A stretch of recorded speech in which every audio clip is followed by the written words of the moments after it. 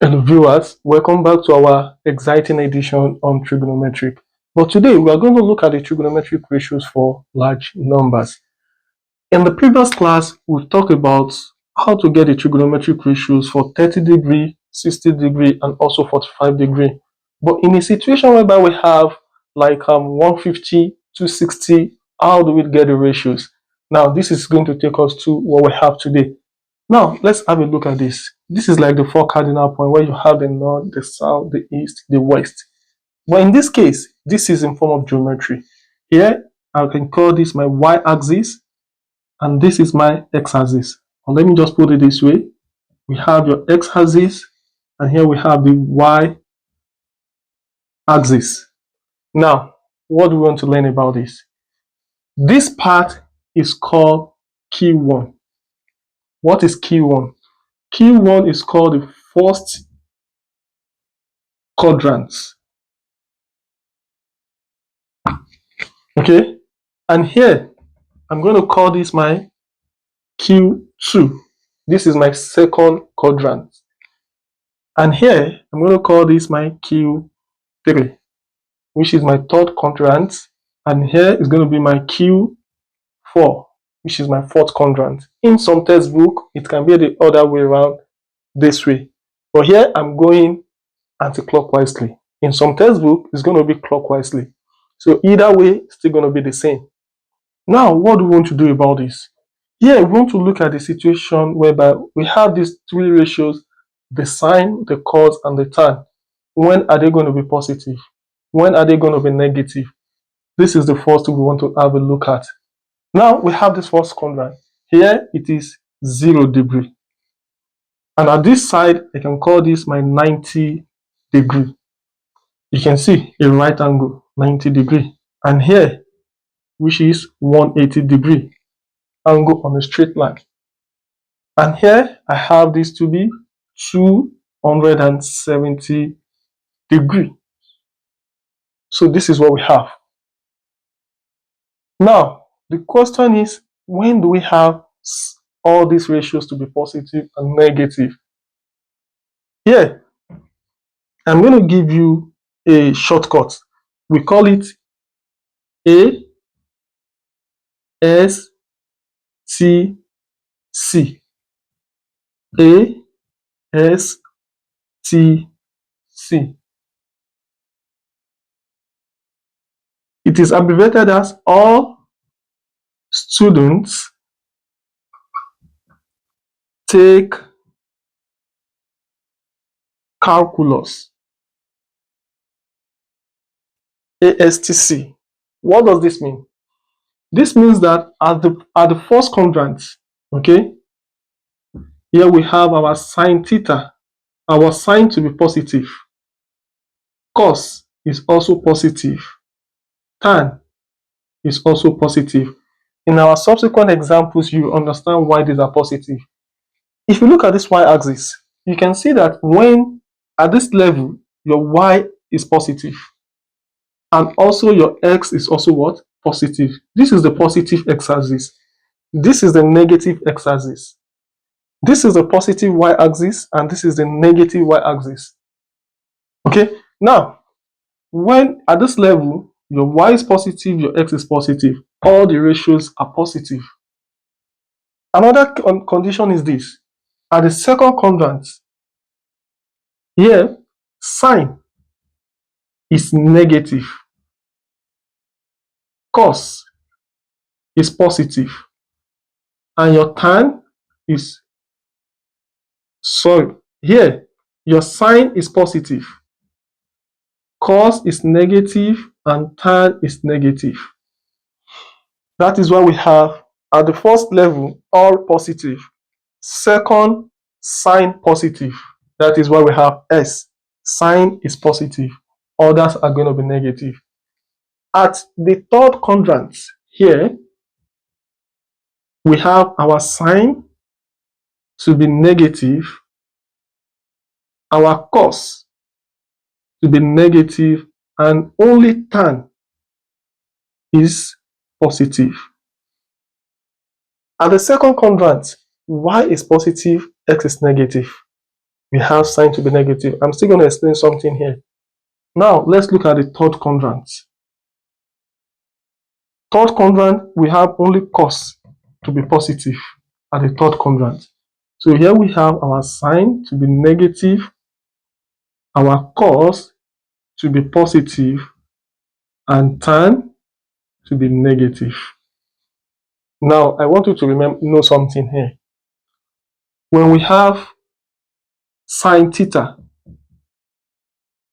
it is associated with what? With positive y-axis. Look at this level. Here we have y-axis to be positive. So sine is positive here, it is also positive here. Our cos theta is associated with what? With, here we have cos to be positive, positive is associated with positive x-axis. If you look at this side, your x-axis is positive, so cos is positive, cos is also positive. And the third one is tan theta. This is the mixture of the two. When y is positive, your tan here is positive. When y is positive, x is positive. This is for everything. If you look at this, when y is negative, x is also what? Negative. So we look at the condition of the two. X negative, y negative. X negative, y negative. X positive, y positive. So what happens to x must also happen to y. So this is for what? Tan theta. It's either they are both negative or they are both positive. So this is how to identify when we have them to be what? To the respective sign for it. Now let's have a real life example regarding this. Then how do we do this? Now,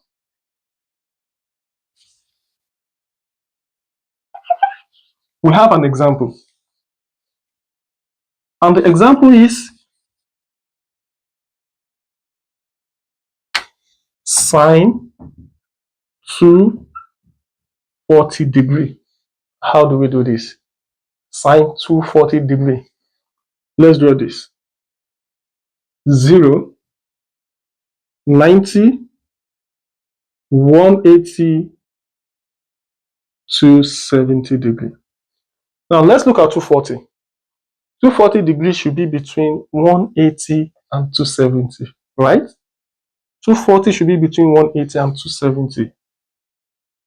So we have this. That is from here, from 0 down here, is what? 240 degree. Now, let's join this here. You can see that I just formed a new triangle. This, from here to here, from here to here, is 180, which is angle on a straight line. So to make 240, which is just this side, okay, this is going to be what? This is going to be 60 degree. And if this is 60 degree, then this is going to be 30 degree. And this is going to be a right angle. You can see what I just formed. And here, don't forget, from the trigonometry ratios in my previous video, you can check my playlist on YouTube to see the ratio. This is to be 1. If this is going to be your theta, okay, this is going to be 1, this is going to be 2, and this should be root 3. This is what we have. That is, when you have 60 degree,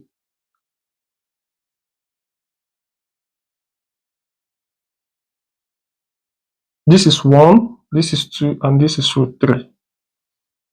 Now, let's have a look at this. This is on negative x-axis. That is, this should be negative.